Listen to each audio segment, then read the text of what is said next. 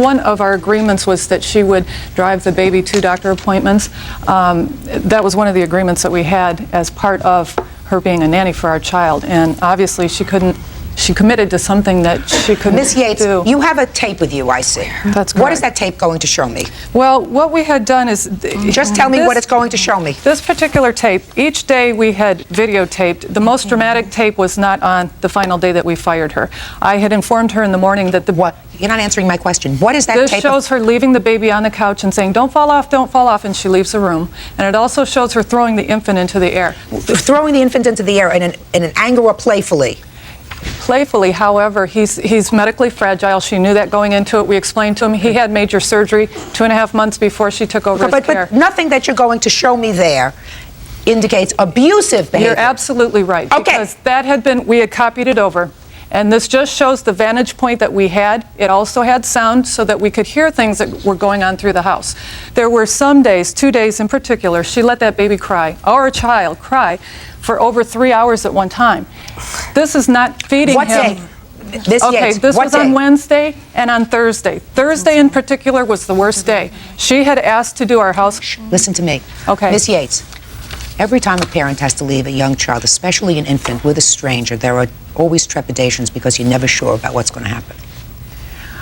You are absolutely entitled to hire and fire the caregiver of your choice, whether you have reason or whether you don't have reason. In this case, clearly, according to you, you had just cause to let her go. For the following reasons. You had tape and you weren't satisfied with her performance. And then subsequently, you received a background check which suggested to you that she was less than forthcoming with regard to what her background was. And even if you hadn't gotten this background check, according to you, you would have let her go. Is that correct? You did allow her to remain in your employ, and you went to work Tuesday after you saw the tape, Wednesday after you saw the tape, Thursday after you saw the tape, and Friday after you saw the tape. You went to work. And I assume you don't work for nothing, so you got paid, right? And you said to me, I didn't want to risk my job, right? That's absolutely correct. You have to pay her for the week she worked for you. You know what, If you had let her go on Monday night, after you viewed the tape, she would have had absolutely no cause to complain, but the fact that you permitted her to stay with your baby for that entire week, despite the fact that you and your husband were coming home every night, right, sir? And watching the tape. It is unreasonable for you now to withhold her salary. Judgment is for the plaintiff in the amount of $250. Did she, in fact, buy food for you and lay out $7? Yes, but we had agreed at $700 a month. She had miscalculated. She said $250 a week. It was actually $175 a week. She called me to tell me that the amount was $250 on the phone. I didn't come up with that amount. I'm awarding you $257. That's fine. Great. I want to say something to you. Look at me.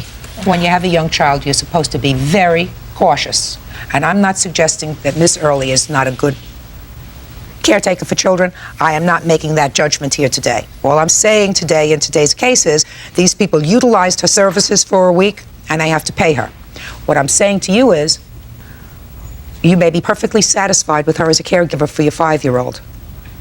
You have to be more prudent in the process that you use for selecting a person. You're a parent, and your primary responsibility has to be to your child. So whether it's this lady or some other lady in the future who's going to take care of your baby, do your own background check. You don't call her mother to find out if she's a nice person.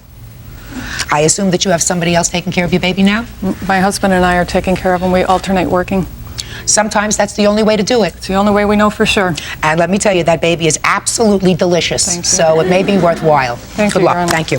Parties are excused. You may step out.